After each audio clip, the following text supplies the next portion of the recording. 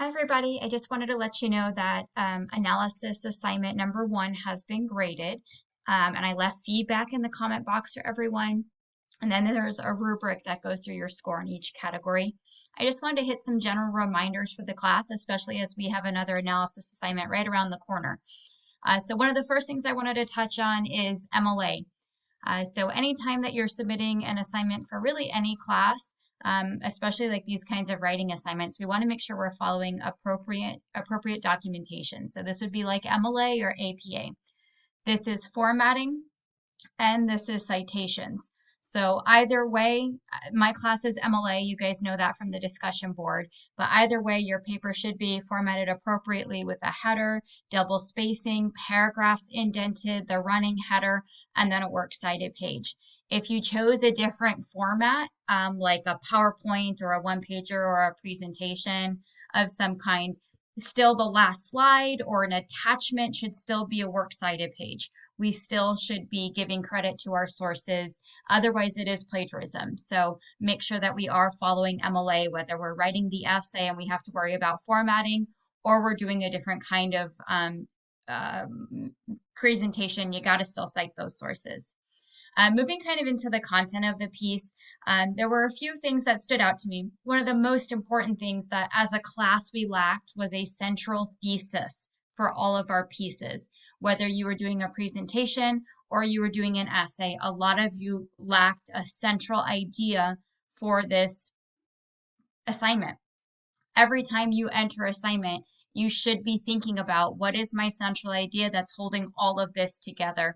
Some of you guys kind of had just like a paragraph on Edwards, a paragraph on Payne, and then you had your reaction and your questions, but there wasn't a central idea that held the whole thing together. So I really want to see you guys push yourself in the next analysis assignment that after your introduction, whether that's a slide where you introduce both pieces, or that's the last sentence of your intro, we know that we should have a central thesis. What is your central idea for this paper, for this project?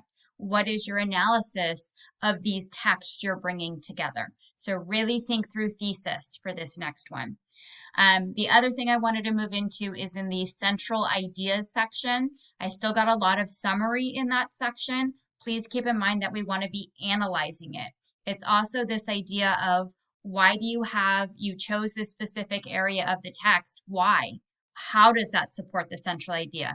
Don't just tell me that the central idea is freedom. You pull a quote and then you just leave it at that. You've got to have that next step of analysis of why did you select this section? Why does this section represent the central piece? Why is it important? That why is the analysis, okay? Intros, for the most part, most of you introduced both texts at the start of your assignment, which was good. Make sure that you are providing the author, the year, the title, and a brief summary.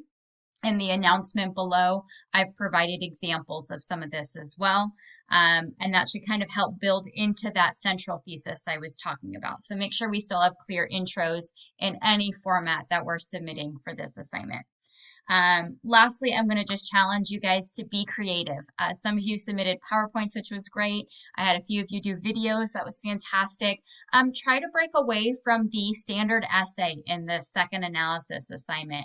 I think it will help you really break down your ideas more in having to really make a slide for each thing to really work on organization. I think that will help you in your last analysis assignment that we do in week 7 that has to be an essay. I think breaking it down in a different way will kind of help you guys maybe see organization a little bit better, and hopefully will make that last paper where you have to write the essay a little bit stronger. So that's my challenge to those of you that still did a paper for this one. Try to do something different for the next one. I think it will help you really break down your ideas and organize. If you have any questions about your grade, please feel free to reach out. You can email me and then click on the syllabus tab. You'll see my office hours.